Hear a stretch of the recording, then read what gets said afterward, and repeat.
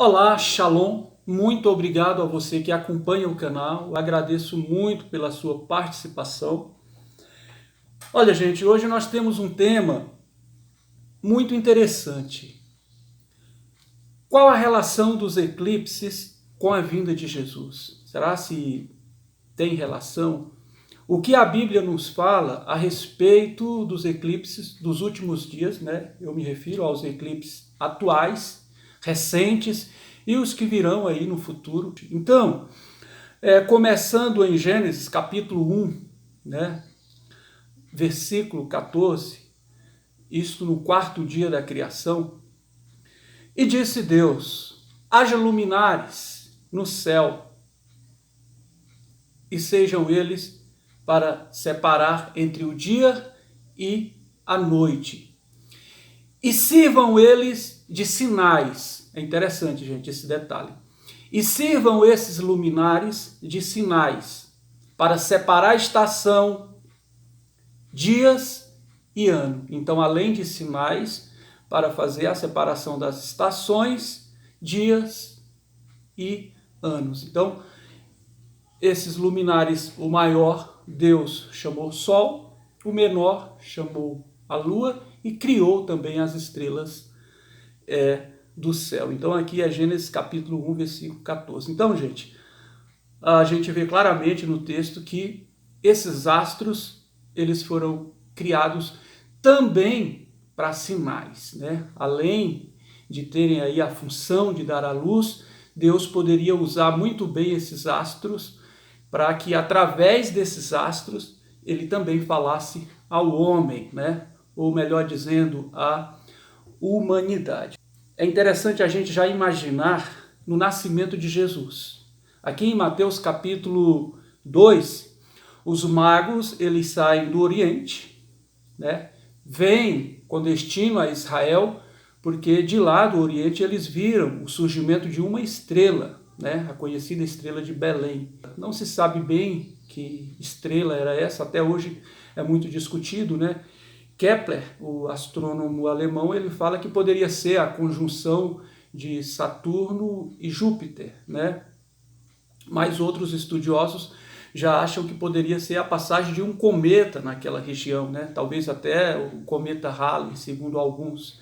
E aí esses magos que vinham do Oriente poderiam ter sido guiados por esse astro, vamos dizer assim, né? Que a Bíblia dá o nome aqui de estrela. Então o nascimento de Jesus já é anunciado por uma estrela. Então está de acordo com o que está lá no princípio, em Gênesis capítulo 1. Eles servem também de sinais, né? E na morte de Jesus, aqui no Mateus capítulo 27, também Lucas capítulo 23, quando Jesus está sendo crucificado, o que aconteceu? Aqui no Lucas 23 diz o seguinte: e era quase meio-dia, quando o sol escureceu. Até às 3 da tarde, toda a terra ficou escura, ou seja, não houve luz no sol. Então, na morte de Jesus, um eclipse muito forte na região, de meio-dia até às 3 da tarde, segundo os 3 livros, né? Tanto Mateus como Lucas e também Marcos. Gente, na tradição judaica, né, isso no Talmud, nos comentaristas da Torá, segundo a visão de muitos deles, os eclipses nada mais é do que uma advertência de Deus aos homens de que Deus está entrando em juízo com o homem, né? Então Deus, ele adverte seriamente, usando aí os astros, né, como o sol, a lua e também as estrelas, para falar com o homem, né? E eles até brincam, né? No Talmud tem lá uma escrita onde diz que eles fazem uma comparação, e é como um rei que tem uma grande cidade, e essa cidade ela está numa plena desordem, né? E aí o rei fala para todo mundo, ninguém obedece, o rei manda recado, ninguém atende, o rei manda lá os policiais conversar com o povo não dá ouvido. Aí de repente o rei se enfurece e diz: sabe de uma coisa? Eu vou apagar as luzes. E aí, de repente, o rei vai, apaga a cidade, fica totalmente escura. Aí o povo, opa, o que que aconteceu? O que que aconteceu? Aí o rei diz o seguinte, só assim para vocês me atenderem, né? Eu chamo, eu convoco, ninguém ouve, então é preciso apagar as luzes para chamar a atenção.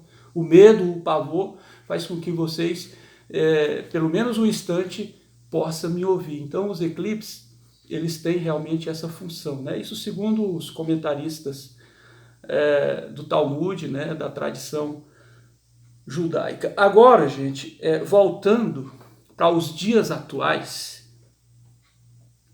e está acontecendo algo muito interessante, né? É um eclipse atrás do outro. O ano passado tivemos eclipse, né? Lunar, solar. Esse ano já tivemos eclipse lunar, tivemos agora solar, né? Recentemente, semana passada. Enfim, os últimos dias, eles estão sendo de muita turbulência, né? E eu imagino que Deus está mais uma vez falando com a humanidade, né? Está apagando as luzes para ver se o homem realmente atenta para o que está acontecendo. E assim como foi o nascimento de Jesus, né? Anunciado por uma estrela, assim como também a sua morte, anunciado pelo um eclipse total solar, ele deixa bem claro que a sua vinda, gente, isso é interessante, viu? Que a sua vinda, ela seria avisada também com antecedência através desses sinais, desses astros, né? Então vamos ver o que fala aqui nos 3 livros, inclusive, né? No livro de Mateus, capítulo 24, no livro de Marcos, capítulo 13, e também aqui no livro de Lucas, capítulo 21, né? Isso aí, se você quiser acompanhar. Então, aqui em Lucas, capítulo 21, 25, diz o seguinte: e haverá sinais no sol, na lua e nas estrelas, sobre a terra angústia entre as nações. Homens desmaiando de terror, olhando as coisas que estão acontecendo no mundo. Então se verá o Filho do Homem vindo numa nuvem do céu com poder e grande glória. O sol escurecerá, a lua não dará a sua luz, os eclipses, as estrelas cairão do céu, muito provável que seja chuva de meteoros, que acontece frequentemente e hoje muito notificado pela ciência, né? Pela astronomia. Então se verá o Filho do Homem vindo numa nuvem do céu com poder e grande glória. Aí muitas pessoas podem questionar, mas toda vida houve eclipse, como é que nós vamos saber que os eclipses dos últimos dias são os eclipses que nos avisam sobre a vinda de Jesus? Como ter certeza?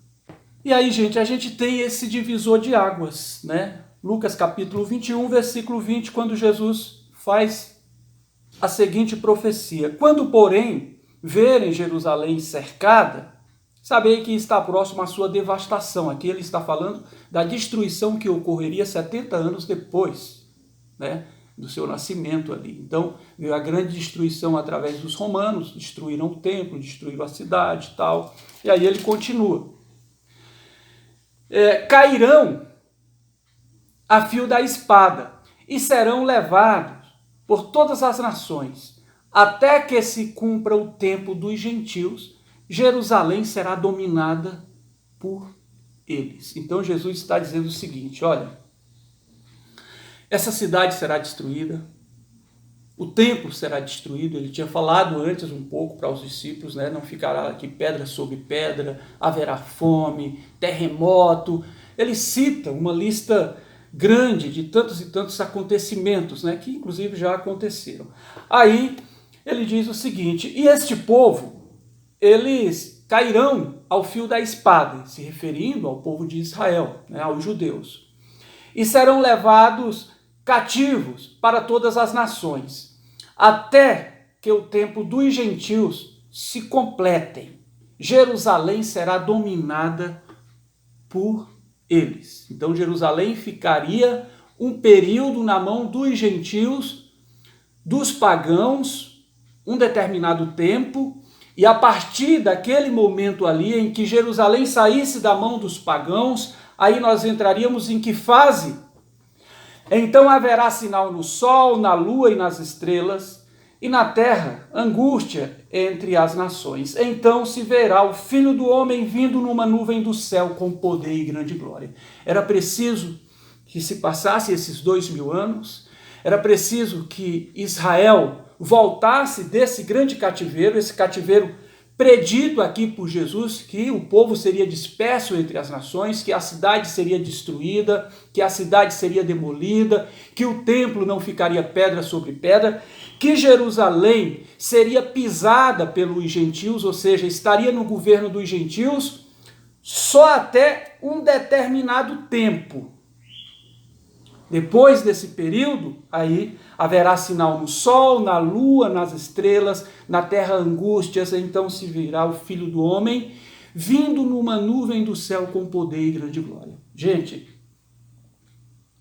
eclipse aconteceu na história, mas esses que são citados aqui era para depois do retorno de Israel. Era depois que Jerusalém saísse da mão dos gentios. Israel voltou há mais de 70 anos. Em 1967, Jerusalém é reconquistada por Israel depois de 2000 anos, praticamente. Jerusalém agora não é mais pisada pelos gentios, embora ainda tenha lá o Domo da Rocha, né, a Mesquita de Omar, mas o controle é do povo de Israel. Israel domina sobre Jerusalém. E a partir desse momento, esses eclipses, eles anunciam que Jesus está às portas.